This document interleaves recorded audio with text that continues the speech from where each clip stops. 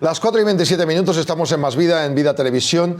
Cuando uno tiene unas viviendas, una o dos viviendas o lo que sea, y quiere ponerlas en alquiler, convertirse en casero, pues le vienen muchas dudas. Y lo normal es que vaya a una entidad que le ayude a atender esos alquileres, a saber cuál es el alquiler que mejor le conviene. En muchos casos, expertos como el que nos va a hablar hoy son capaces de recomendarte, mira, mejor este alquiler, aunque cobres un poquito menos porque te garantiza el cobro. Son personas que ya han estado pues, en otros alquileres y por tanto no vas a tener disgustos. La falacia de que uno solo quiere ganar dinero con un alquiler no es así. Quiere tener unas rentas, pero quiere tener una seguridad. Y también tenemos amigos todos que pues muchos han estado años, incluso más de una década, en el mismo piso. Les ha gustado el piso, lo mantienen cuidado y el casero llega ahí, está encantado, sube menos de lo que toca y quedan de acuerdo. El gobierno ha intentado poner unas normas con unas leyes que parece que no están funcionando del todo. Lo último que hizo el presidente del gobierno fue anunciar que iba a renunciar el Estado al 100% de los impuestos de IRPF, de renta que se generan, que tiene que pagar el casero por un alquiler, si lo sometía al precio del alquiler, al índice de precios de zonas tensionadas.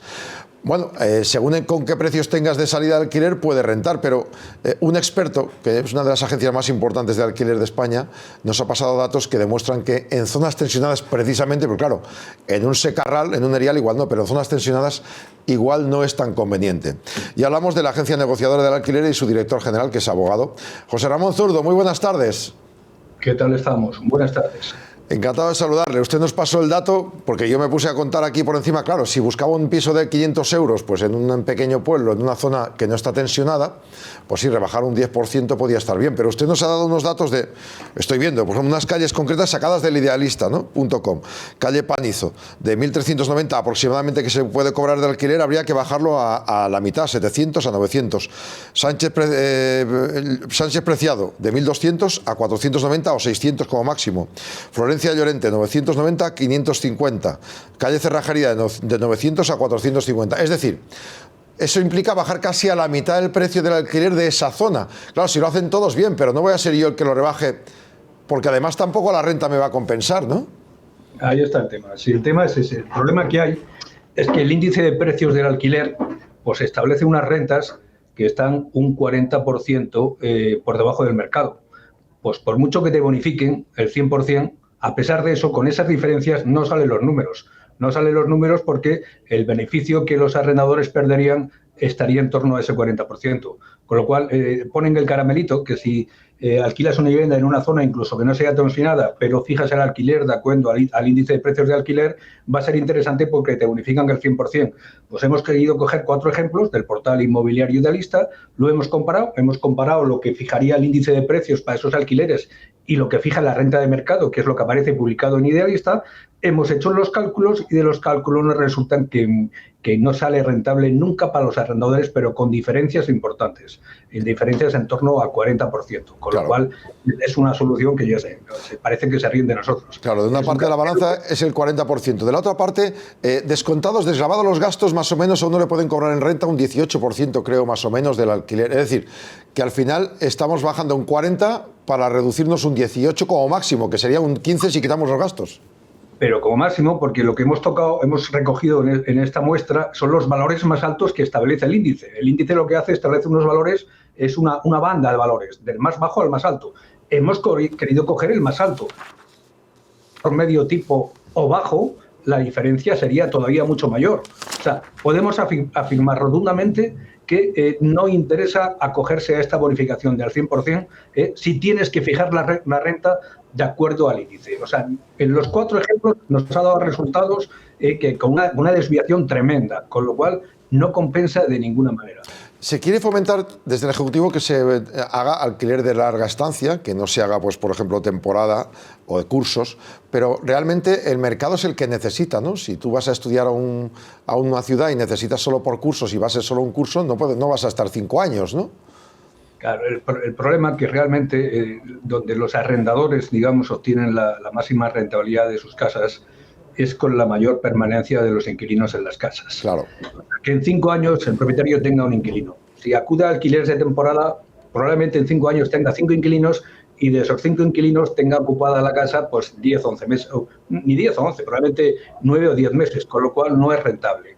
Con lo cual, pero la mayoría de la normativa que se ha aprobado, al contrario, es tan férrea en el alquiler de vivienda que a propietarios, digamos, les aparta de ese alquiler de vivienda y les fuerza a irse a otro tipo de alquileres que están menos intervenidos, como puede ser el alquiler turístico, el alquiler de temporada o el alquiler de habitaciones. Pero estas normas alejan, digamos, a los inquilinos y a los propietarios del alquiler de vivienda, que es realmente que es lo que realmente interesa a ambas partes, porque los arrendatarios también lo que les interesa es estar tiempo arrendados, es que también les interesa a ellos y a los propietarios también, pero con este marcaje tan férreo y con este grado de intervencionismo tan exagerado está ocurriendo lo contrario, que les alejan de este mercado hacia otros mercados que ahora también quieren intervenir y al final, entre tanta intervención de unos y de otros, se cargan el mercado del alquiler de viviendas de una forma global y general. Ustedes, con la experiencia de muchos años, de décadas, asegurando la tranquilidad de los que alquilan y también, como usted bien dice, del arrendatario, de la persona que se va a meter en ese piso,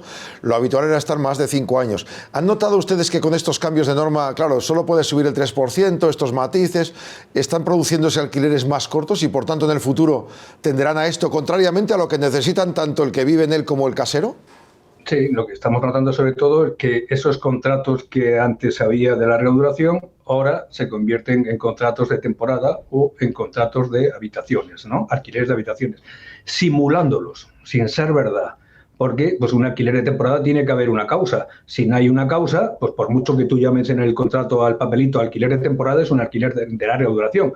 ¿Por qué se produce eso? Pues por eso, porque los propietarios se ven tan encorsetados que buscan unas legislaciones como las que regulan el alquiler de temporada o el alquiler turístico o el alquiler de habitaciones que están menos encorsetadas. Pueden subir las rentas sin acogerse al IPC. La duración de los contratos es la que fijan. O sea, son en contratos menos intervenidos y entonces lo que hacen tanto arrendadores como arrendatarios, y en muchos casos de forma fraudulenta, es acudir, digamos, a este tipo de contratos, pero huyendo del mercado que había que potenciar o que tendría que potenciarse, que es el alquiler de viviendas. El tema del alquiler, como el tema de las compras de vivienda, el problema de la vivienda, según los expertos como ustedes en la agencia negociadora, ¿cómo se podría, ya sé que de golpe no, pero cómo se podría resolver? ¿Qué habría que hacer si yo fuera presidente del gobierno para mejorarlo? ¿Usted qué me recomendaría, don José Ramón?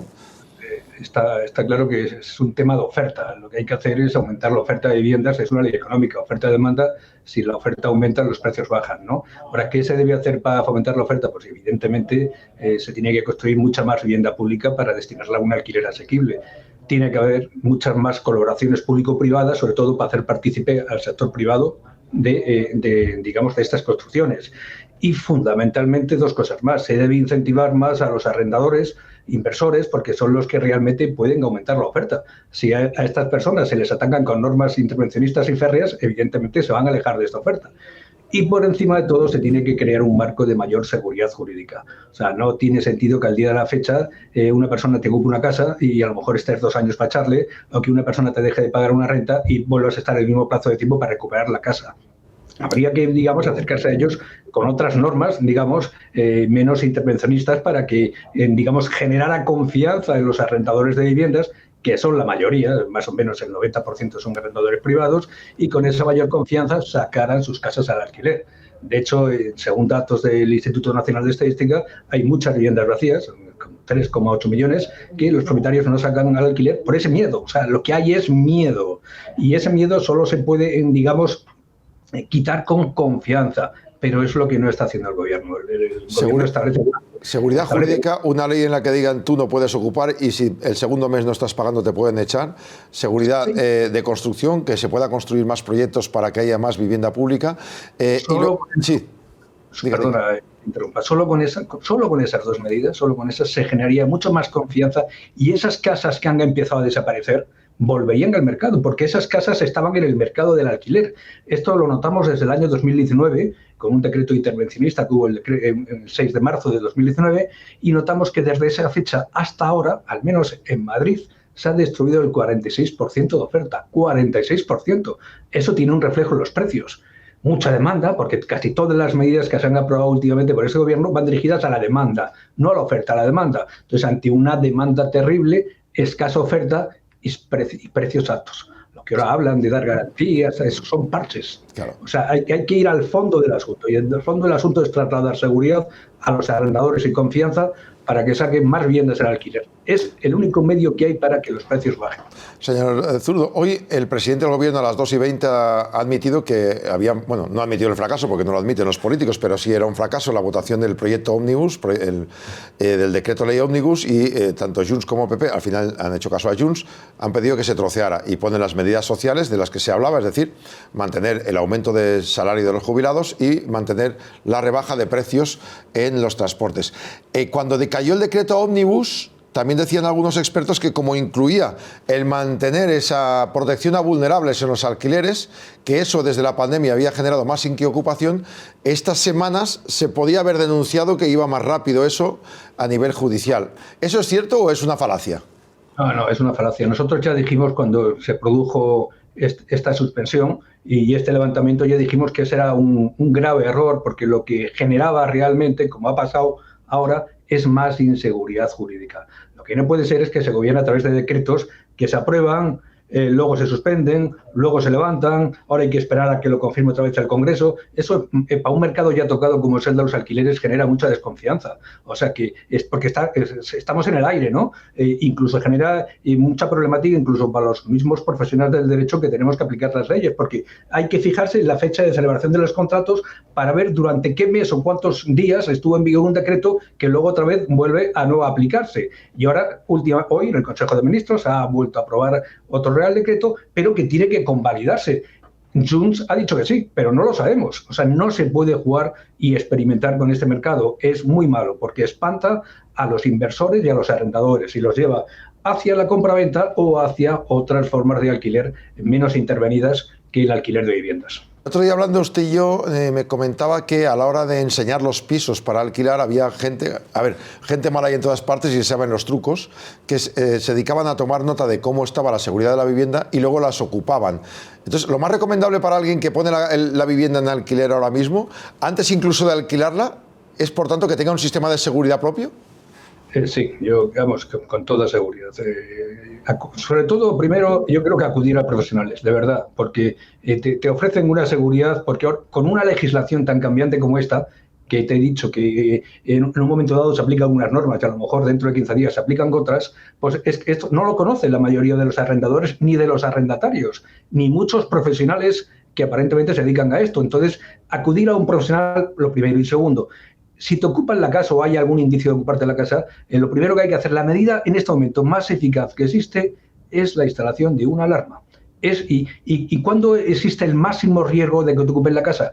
Cuando tú la sacas al mercado, cuando la anuncias, cuando hay visitantes. En esos casos la casa está expuesta porque hay personas que van a visitar la casa y bueno, pueden tener interés directo en ver la casa, pero hay veces que tienen otros intereses. Se fijan dónde están, si hay alarmas, si no hay alarma, las maneras más cómodas para entrar a la vivienda. Entonces hay que tener cuidado para eso. Por eso en esta empresa, en la Agencia de Negocio de Alquiler, lo que estamos ofreciendo sobre todo a nuestros clientes, para que tengan esa tranquilidad de que la ocupación no les va a llegar, es instalarles alarmas con sistemas conectados a centrales. ¿Por qué? Porque en el momento que hay un salto a alarma, lo primero que hace la central es lo comprueba y si detecta que alguien ocupa, lo pone inmediatamente en conocimiento de los cuerpos y fuerzas de seguridad del Estado, que tienen un escaso plazo de alrededor de 24 horas para poder entrar en la vivienda y desalojar a las ocupas. Todo lo que sea fuera de ese plazo, realmente ya los cuerpos y fuerzas de seguridad del Estado requieren una autorización judicial y cuando se requiere una autorización judicial ya los plazos se dilatan, porque los jueces pues, son muy grandes y ya entonces nos vamos a plazos increíbles. Por eso, lo mejor que hay ahora es alarma conectada a central. Que un particular que quiere poner una casa en alquiler se lo puede permitir, yo le recomiendo que la haga, pero siempre le voy a recomendar antes que vaya a profesionales que le gestionen los alquileres, pero también que esos profesionales se responsabilicen de lo que hacen. Y si lo han hecho mal en esa gestión y ha habido una ocupa, los profesionales sigan pagando las rentas hasta que se recupere la casa. O sea, tiene que haber un grado de implicación de la gente que interviene en el alquiler. Pero es la única manera en este momento para evitar la ocupación. Porque el problema de la inquiocupación es mucho más grave, que es el que más se está produciendo. Sí. Y esto ocurre cuando una persona, desde el inicio, tiene intención de ocupar una vivienda a través de un engaño.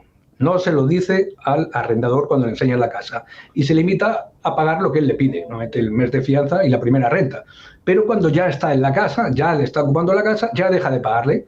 O sea, es una manera parecida a la ocupación, pero sin ejercer violencia. No das patadas a la puerta, no fuerzas nada. Simplemente pagas lo que te además piden. tiene un contrato, claro. En este caso tiene un contrato si le vas a echar. Tiene un título que le habilita para estar en la casa. Con lo cual, el procedimiento de echarle, hace poco hubo una reforma de la Ley de Eficiencia de la Justicia, pero se refería a 2 delitos: ocupación, allanamiento de morada y usurpación de vivienda, pero no contemplaba, digamos, el ilícito penal del delito de inquiocupación, con lo cual es todavía mucho más grave. Se puede perseguir a través de otra figura penal, que es la querella criminal por estafa, pero hay que demostrar bien, digamos, esa intención de engaño. Claro. Porque si no hay de entrada una intención de y el impago viene sobrevenido, estaríamos ante un impago de rentas perseguible civilmente a través del desahucio por impago de rentas. Y si hay niños pequeños, entonces, o se declaran vulnerables ellos, en ese momento no puedes actuar. ¿Hasta cuánto? Con estas medidas es lo que ha pasado últimamente con este decreto. Se ha trasladado a los propietarios una función social que a ellos no les corresponde, como es el del acceso a la vivienda, digamos, a los colectivos un poco más perjudicados, más desfavorables, ¿no? Y esa no es misión de los arrendadores, esa es misión del Estado, ¿no? Y entonces es lo que ha pasado. Ellos, si hay personas vulnerables, personas mayores, incluso si hay animales, incluso si hay en la propia vivienda basura, ya tienen que intervenir los colectivos, los servicios sociales, que no tienen viviendas en estos momentos para darles, y el plazo se queda ahí itinerante muchísimo tiempo, que tienen que aguantar los arrendadores, que en teoría se habían aprobado unas compensaciones para ellos, pero que no llegan. O sea, se está legislando de forma teórica muchas veces para que la opinión pública al respecto de los arrendadores se callen, pero esto que se está legislando es que no les llega nunca, no les llega. Claro. Es fácil, es que no se me ocurre otra cosa. Si hubiera más vivienda social, esas personas estarían en una vivienda social, habría más pisos de alquileres, haría más baratos. Volvemos a la misma rueda que efectivamente se está rompiendo por culpa de la política. José Ramón Zurdo, director general de Agencia Negociadora del Alquiler, gracias por clarificarnos más sobre estos aspectos. Un saludo y hasta la próxima. Muchas gracias a vosotros. Un saludo. Hasta la próxima.